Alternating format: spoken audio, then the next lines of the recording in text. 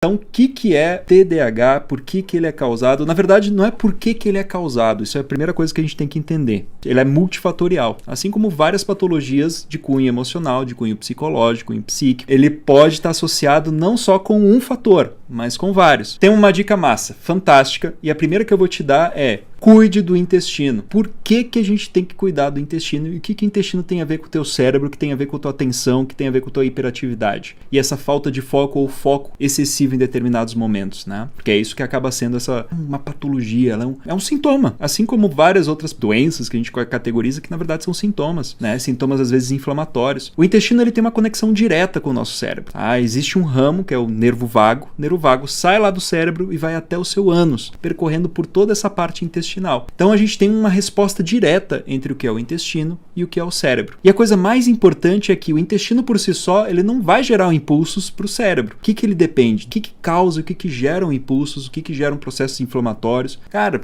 muito simples. Primeiro, interação alimentar, é ou não é? Interação alimentar, se você consome alimentos que são inflamatórios, pró-inflamatórios, quando eles chegam no intestino, eles vão causar, às vezes, um excesso de inflamação intestinal, e isso vai alterar ali a tua parte mental e cognitiva. Outra coisa, as bactérias intestinais. As bactérias intestinais são fundamentais para uma boa saúde mental e cognitiva. Se eu tenho, por exemplo, uma deficiência de bactérias, ou eu tenho um excesso de bactérias, né, as chamadas disbioses, né, quando eu tenho um desequilíbrio lá dentro, o que vai acontecer com isso? Eu tenho bactérias que são responsáveis por gerar neurotransmissores. O que são neurotransmissores? Neurotransmissores são substâncias que são tiradas a partir de alimentos ou são produzidas pelo próprio corpo, vão lá para o teu cérebro e mandam uma mensagem para ele, mandam uma mensagem para o corpo todo. Se eu tenho uma bactériazinha, por exemplo, como a Candida albicans, em excesso, o que vai começar a acontecer com o meu sistema? Já existem estudos que mostram que quem tem Candida albicans em excesso acaba tendo maior probabilidade, por exemplo, de desenvolver ansiedade,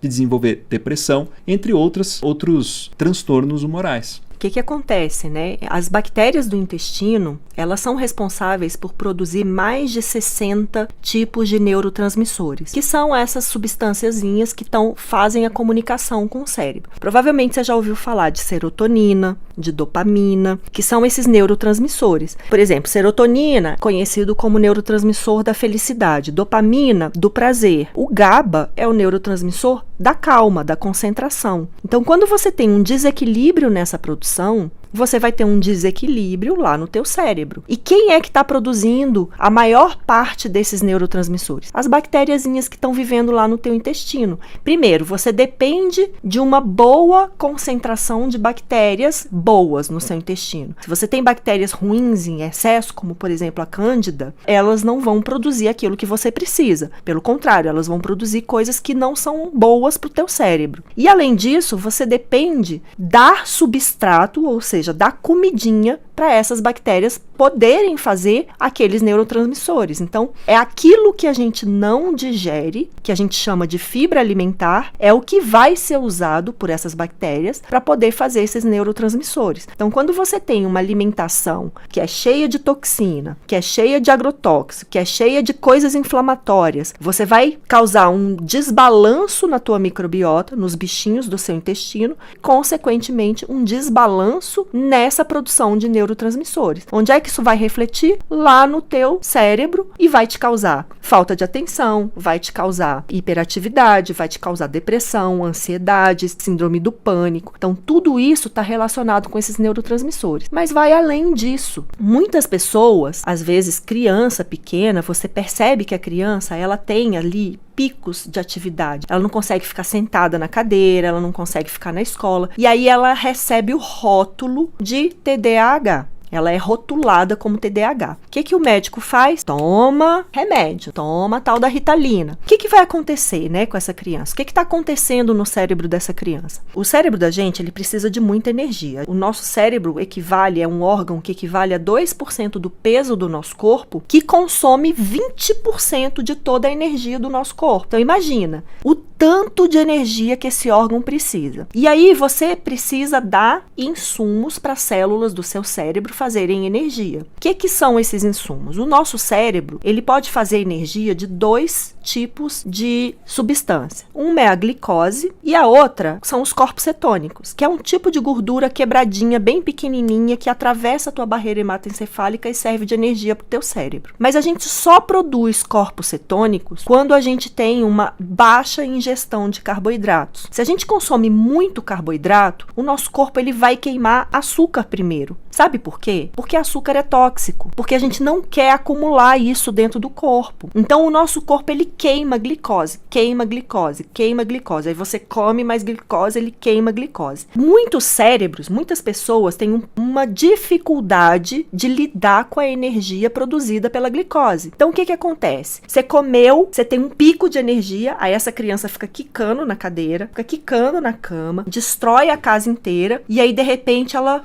apagou. E ela não consegue se concentrar porque o cérebro dela tá tendo esses picos de energia. Imagina dentro da tua casa se a eletricidade não fosse constante. Queima a televisão, queima a geladeira, aí de repente você fica sem energia e de repente começa a queimar tudo de novo. É isso que tá acontecendo no cérebro dessa criança. E aí, quando a gente deixa de dar para esse cérebro glicose como fonte principal de energia e passa a dar essa energia alternativa que é o corpo cetônico, que é uma gordura, esse cérebro, ele normaliza a produção de energia dele. Por isso que a dieta cetogênica, que eu falei no início da live, ela é usada para crianças que têm epilepsia. Porque o que é epilepsia? Epilepsia é isso. É como se você desse um curto-circuito na tua casa a cada momento que aquela criança tem uma crise epilética. Então, crianças que têm epilepsia refratária, que é aquela epilepsia que você não consegue controlar com remédio, você controla com alimentação. E controla, que cura para o resto da vida. É como se você desse